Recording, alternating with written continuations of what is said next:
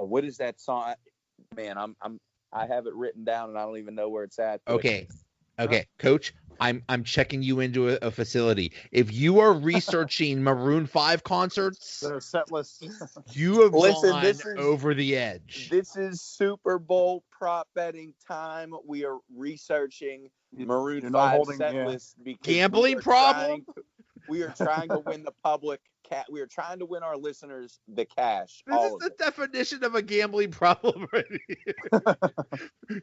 If you force yourself to listen to Maroon 5 songs, just check yourself into put a straitjacket on yourself. This is serious stuff. Hey, listen, I may have a problem.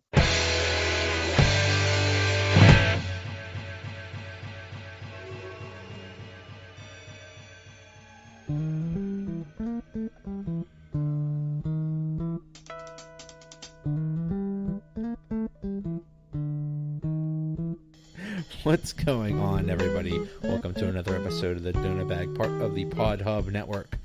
In this episode, the Super Bowl is tomorrow. I talk to regulars Mark Hagelauer and Coach Warzu. We make our predictions for the game. We talk about all the crazy prop bets. Coach and I were doing pretty well in the prediction game. We're both 5-1, so if you listen to us, you'll make some money. But first, we talk about all the latest craziness going on with Antonio Brown, because that seems like a story that's going to be going on a long time. Anyway, the Donut Bag starts right now. Now for our weekly talk about what's going on in the world, I guess. With me as regulars, Mark Hagelauer and Coach Warzu. Hey, guys. What's going on? Oh, man. It's a weird week. This Super Bowl week has been it's been a little bit talk about who's going to win the game, and a lot of talk about a certain wide receiver that appears high and photoshops himself on other teams, and all kinds of good stuff. Now he looks like he sneezed when he was in Scarface's office room or something at the top of his lip there. Oh yeah, the Hulk Hogan mustache. That's a great the Hogan mustache. Maybe was doing some lines or something with someone and sneezed. I don't know. So it seems like all week, all they've been doing, every ex-Steeler that's ever lived has commented on the Antonio Brown situation. And it's kind of funny. Bettis blames basically now, not only is it all Tomlin's fault, now it's also Rooney's fault. So Ben, oh yeah, and of course Ben. Has anybody gotten Doug Legursky's feedback? I don't know. on what he thinks. I was waiting to hear from Ouija Thompson, but I don't know. What's Ouija? I'm sure he has commented. He's got to have comment. That's crazy. Oh yeah, it's all the same thing. If you hear any current players, they all want him back. If you hear any ex players, the solution is everybody should just talk. I wish everybody would just stop talking. Seriously, and the funny thing is, Hines Ward is complaining about Antonio Brown getting special treatment, and not he didn't get he wasn't as bad as Antonio Brown, but he would complain about the ball too. Special treatment. Hines Ward's complaining about somebody getting special treatment. Exactly. Listen. I sat and watched them force feed footballs to the corpse of Hines Ward just to get some receiving record. Toward the end of his career, he was absolutely dead and useless, and they still threw him the ball. You're right, just to get him some fake record or something like that. I remember that. Was that kind of like that fake record that Antonio Brown had that we were talking about like more five than 5 three and 50. receptions, like Yeah. when it's under 40 degrees out, like what was that? There was that 5 catches 50-yard streak that he had for a while. That was it. That they just had to get him the ball. Yeah. Oh, how that stands in the lore of NFL history, that record. They might have put that record out there just The to much cover up the fact that the AB just much wanted the talked ball. about 5 catches 50-yard streak.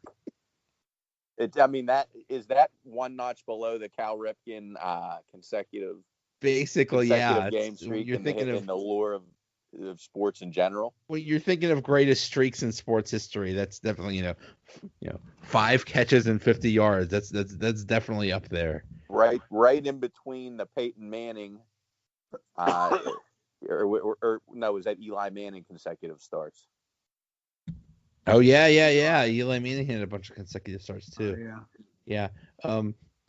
Rod Woodson was also complaining about it, and apparently Rod Woodson didn't like the food, so he had the menu changed and what everybody ate. But he's complaining about somebody's special treatment. Listen, the only thing we should be complaining about when it comes to Rod Woodson is why Rod Woodson's grill went away.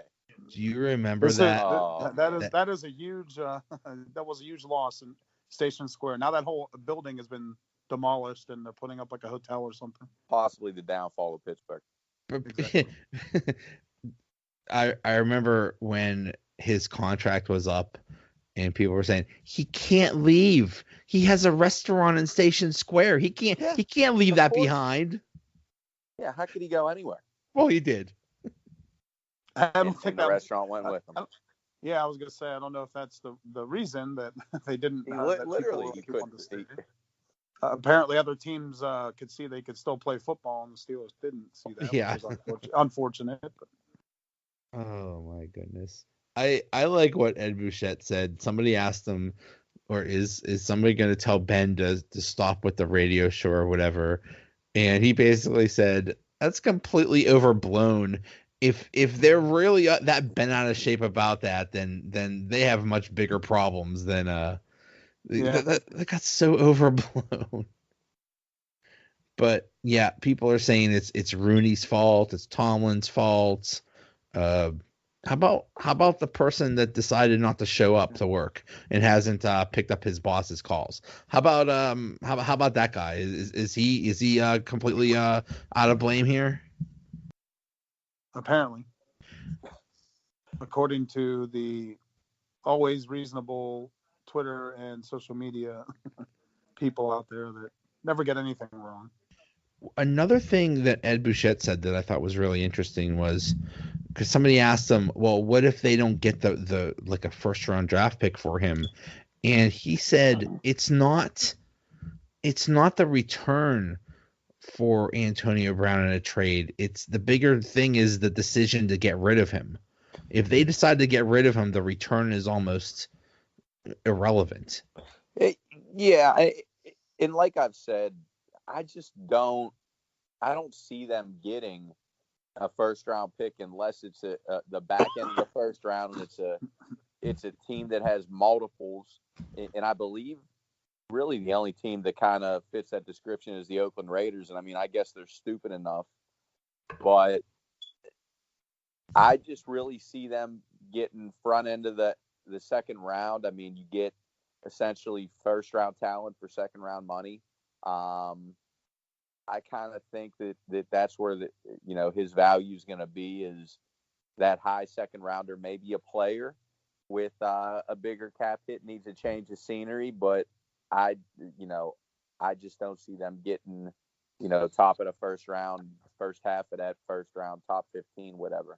That's what I'm thinking. I'm thinking, yeah, get some kind of lower draft pick and maybe get a player or two. Yeah, I mean, like can Arians and Antonio Brown mend fences about the whole Kangol hat exchange, and maybe go to Tampa Bay. I don't know. Yeah, we'll see if teams get, think they're a wide receiver away or whatever. It's going to be interesting to see. Now, listen, now that I just thought of this, here's an interesting destination is Miami. I know Le'Veon Bell wants to go there. Maybe Miami for Devontae Parker. I can't remember if he's a free agent or not, if he would still be under contract. They're not too happy with him. I think that could be a destination maybe. Possibly. Is Miami. Yeah, and I don't know what he's making, but we know it's not AB money, so that would save a little bit of money on his contract. Doesn't AB have a house in Miami? Isn't that where he threw the furniture? I wouldn't be surprised. I think they all have houses in Miami. I know a jet ski's down there too. Yeah. Oh man. Now that the Super Bowl is going to be over, then we're going to have another month and a half of this ridiculousness. But that's a die down because the only reason these people are even talking about it is because they're at the Super Bowl and people ask them questions and that's all they want to hear about. So that's true. The questions will die down. It's not like Rod Woodson or whoever is having a press conference just to talk about Antonio Brown. It's just fed these were good questions. That's the thing. They're going from, they're a lot of these guys are like they're selling something. They have some kind of corporate sponsor or something like that, and they have that radio row there. So they go from talk show to talk show to talk show, and of course people are going to ask them about it. So yeah, you're right. Rod Woodson is not, opening up a press conference and saying, "Hey, everybody, come here." It's basically it's like, "Oh, let's interview Rod Woodson," and oh, by the way, what do you think of the Steelers' craziness? And then by the time they get to like the 30th person that's asked them the same question, they're probably sick of it. So they just are starting to get bitter and sound probably even more mad about it. Has anybody asked Bam Morris his thoughts on this entire situation? Maybe that's who AB's been hanging out with, Bam Morris. Is it Bam Morris, the one that had like a truckload full of weed or something like that? It was like 30 pounds or something, I think. Yeah. I mean, it definitely looks, like that's where he was at before he was interviewing with whoever that was. Looking, I mean, what is going on with his mustache? He dyed his mustache. I don't understand this. He's spiraling. I don't know what we could call it now, but even a nickname. But it's pretty crazy. He does this interview where he looks high out of his mind. It looks like the Black Hulk Hogan mixed with the Captain Crunch guy. I mean, I don't know what. Basically. It's like he's got Coolio hair now or something. Yeah. Crazy. That doesn't exactly present the greatest trade target either. Like, hey, like, I really want the guy that's baked like Zitty. I mean, that's one of those times where like you think you're all right, but nobody really tells you, hey, like you shouldn't be going on camera like this. He probably thought that was the greatest interview ever. It's like, wow. Oh, he thought he killed it. Yeah, nailed it. Yeah, it's just proof that he surrounds himself with people just tell him what he wants to hear. And oh yeah, you look fine. You don't look like someone crapped on your head or anything. No. Yeah. It's crazy. Yeah, what did he tell whoever did that when he walked? I mean, yeah. What look are you looking for? What do you want me to do with your head? He's going to get his hair done. He just gave him a picture of Hulk Hogan. Is it? I want that. I want the Hulk Hogan mustache, brother. And then about the hair.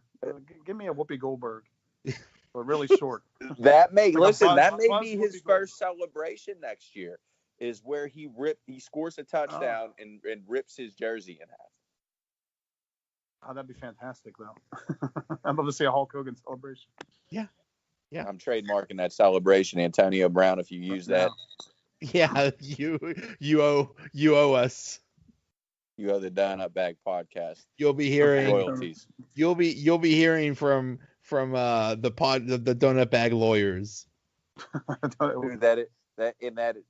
That's not Senderovich. I was just gonna say I will not use them. Although I would save 40% and not 25% or whatever. So yeah, Exactly. We're not big time yet. We're not Edgar Schneider level